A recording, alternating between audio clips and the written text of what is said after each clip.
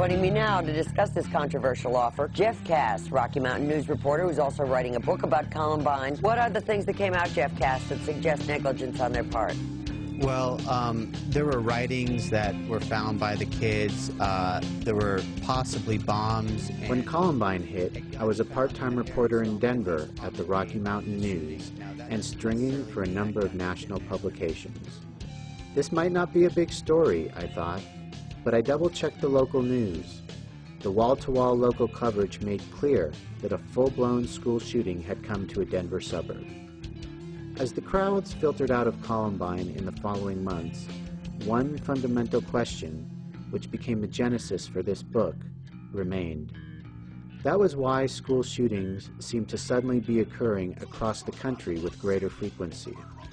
It was a trend Columbine now cemented in the national psyche. But where did this come from? And when the shootings seemed to taper off, that just begged the question as to why. Then they exploded all over again. Traditional theories of juvenile delinquency would not do. School shooters did not come from abusive homes or bad neighborhoods. In fact, it was just the opposite.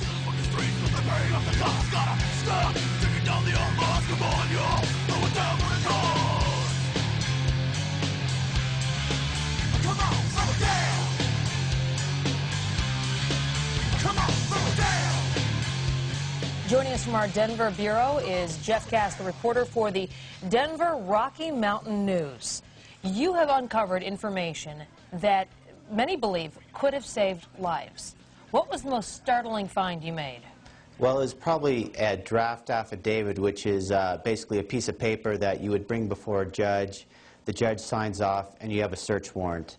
And this was possibly a search warrant for the home of Eric Harris, one of the shooters at Columbine. Jeff Cass broke the story of the leaks. Jeff Cass covered the Columbine story for the Rocky Mountain News and has also written a book exploring the tragedy and its aftermath.